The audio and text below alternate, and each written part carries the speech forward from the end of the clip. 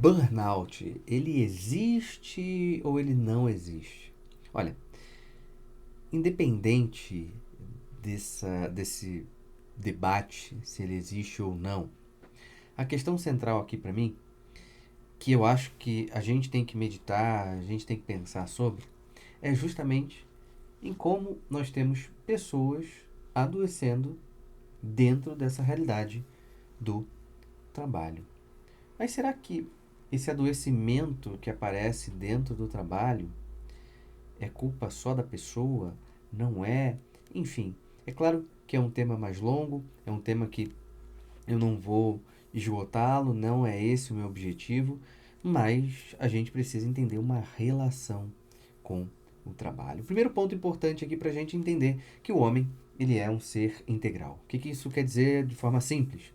O homem, para ele viver bem, ele tem que alimentar as partes dele. Então vamos dizer que, pegar aqui um ponto aqui, né? Então é bom que eu tenha uma boa alimentação, é bom que eu tenha um bom sono, é bom que eu tenha um bom convívio social, é bom que eu consiga, dentro dos limites, obviamente, me divertir, certo?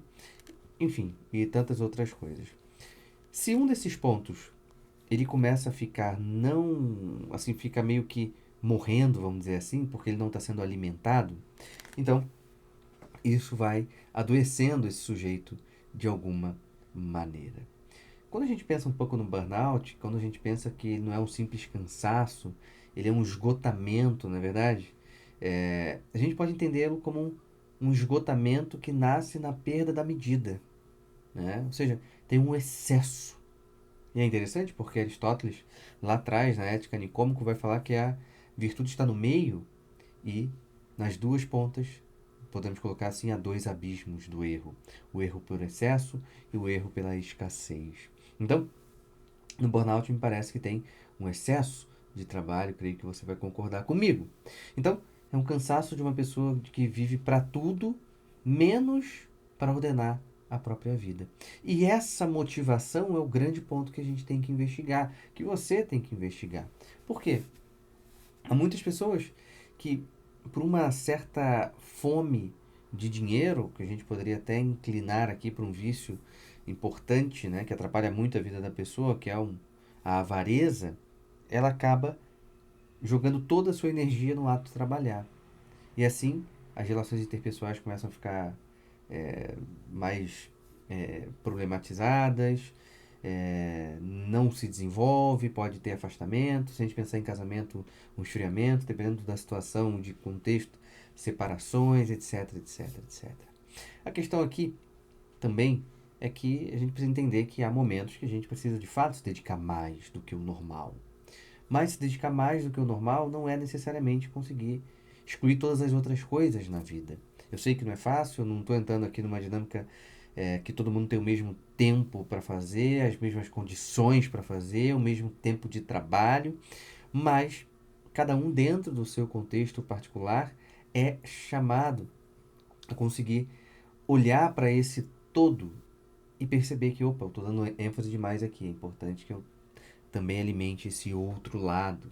Porque, como eu falei agora há pouco, a ordem ela passa por um alimentar todas as nossas partes necessariamente.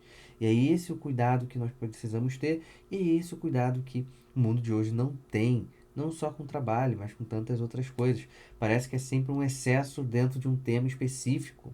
Então, o sujeito ele não quer assistir uma série, ele quer maratonar 3 dias direto, né? Entrando na madrugada e não tá nem aí pro trabalho, se vai funcionar bem ou não. Ou é um sujeito que está preso na dinâmica da sexualidade e então mergulha de cabeça para satisfazer todos os seus desejos sexuais e ponto. Trabalho? Ah, o trabalho é que me mantém aqui, eu tenho que me dedicar, eu tenho que esquecer de tudo. Aí o sujeito é um bom profissional, o sujeito entrega as coisas, mas perdeu a vida. É claro que a dinâmica de ser produtivo, a produtividade no trabalho é algo importante. É importante que você não finja, né, no seu trabalho, que você não acabe mentindo, ter uma vida de mentira dentro do trabalho. Por quê? Porque o lugar do trabalho é onde nós temos uma grande parcela da nossa vida sendo vivida lá dentro. Então, que lá seja o lugar para trabalhar as virtudes e não para que eu desenvolva os vícios, não é verdade? Então, que lá seja um lugar de ordem, que lá seja um lugar onde eu possa crescer como pessoa e não que eu vá me degradando, né? Por nome de produtividade, etc, etc, etc, independente do nome que se dê, né? Então, é muito importante esse olhar um pouco mais atento a todas as coisas, para que possa pedir ajuda, para que possa reorganizar, porque às vezes a pessoa pode pensar assim, caramba, eu estou tão focado no trabalho que eu estou perdendo várias coisas na minha vida que são importantes e que eu tenho que reorganizar para fazer a coisa acontecer novamente. Ótimo, reorganize para que você consiga dar conta da sua vida. Ou seja, o que eu quero que você entenda não é que você tem que dar conta do seu trabalho. Você tem que dar conta da sua vida. O trabalho faz parte da tua vida, mas sua vida não é só o trabalho. Certo? É isso. Me siga aqui embaixo, comente aqui embaixo o que você quer que eu fale no próximo vídeo e não se esqueça de curtir esse vídeo também. Até o próximo vídeo.